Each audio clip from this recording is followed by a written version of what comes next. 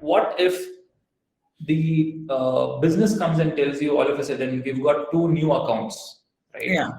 To build maybe quickly, maybe another 200 engineering teams in maybe 1 quarter or maybe next 6 months, right? So Yeah. there, do you think it's better to lean towards agencies, or how do you manage to quickly scale the TA team, because it is little challenging, right? So Yeah. what would you say there? Yeah. So this is a common problem. What happens, and one of the in my experience of 2 decades, what I've seen is, it is because the recruitment team and the business teams or the stakeholders who you work with, who are giving you these numbers, there's a lot of disconnect between them. The recruitment team is always looked at as a team where they have to just take orders. Somebody sends you one mail and says, I need these X people, and you go scramble all over the place and get it. But I think as leaders in talent acquisition teams, if you're a manager or a leader, it's very important for you to have your ear to the ground and know what is going on. And if your planning is good, if you know that for example, if you're a services company, you'll at least have a view of what the demand pipeline is going to be, what are the different accounts. I mean, in larger companies, you can work more closely with maybe the resource deployment managers or the people who look after the resources. In smaller companies and scale-ups, you have different teams and the operations teams who you have to have a very close rapport to understand what is the pipeline looking like, and then build that into your plan. Hiring is not a magic; it won't happen overnight. And the more better you are in planning and forecasting, the better it is for you. Because even if you go and get another 10 agencies empaneled, hiring 200 people in 1 month and 2 months is not going to happen, because you have a notice period, you have offer declines, you have so many, the dynamics, it's very complicated, this whole recruitment, hiring people, especially in a country like India. So the closer they are to the business, the how better they understand it, and a tighter planning helps. And I think that has helped really very well for me, at least in Thoughtworks for the last 3 years. We work very closely with the business. We do a monthly iteration plan. We look at any accounts that have a probability or 40%, even if it's sitting at a probability of 40% right now, and the deals are not yet signed. We take those numbers into account and say that, okay, in signed accounts are so much, I need maybe 200 people, but then the pipeline says I might need another 150 people 3 months down the road. So you build it into your plan itself, right?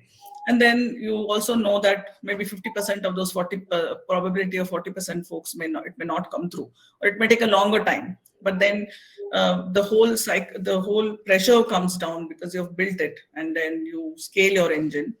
And scaling engine, you are in recruiting for a long time, you know how hard it is.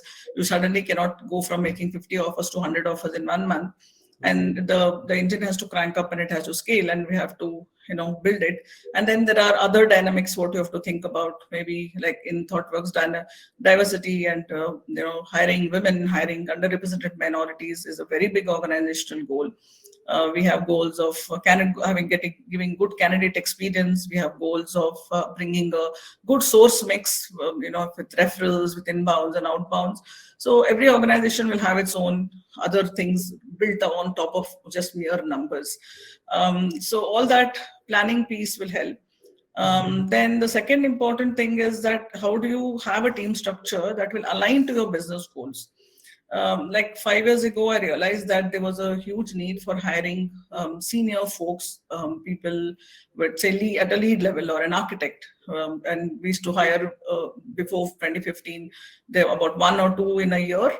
And then it moved to hiring 50 or 60 people a year. So how do you scale that when the team does not have that kind of experience?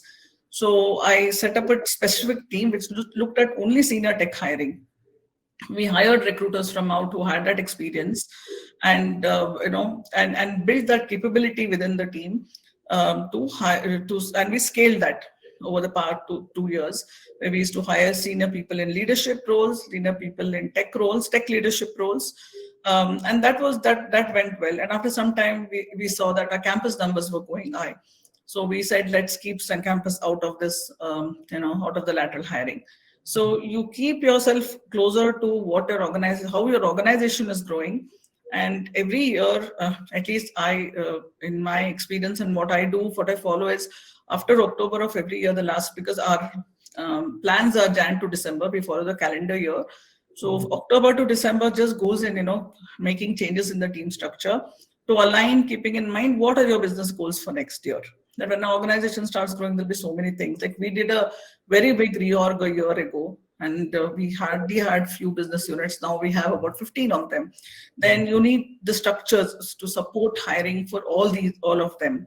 Then as the team grew, I also set up a different recruitment operations team, because we wanted to take away the admin work what recruiters used to do, so that they can get focus on, only on sourcing and closing their numbers, and the other parameters what they have to look at.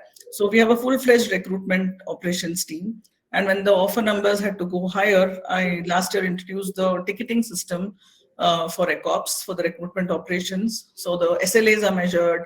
Once the candidate is identified, sending out offer becomes easy. So you put those processes in place. And we also got in a lot of people to do scheduling, so that, we wanted recruiters to spend more time with candidates. That was the goal. And took away all the other tasks which would eat up more of their bandwidth and time.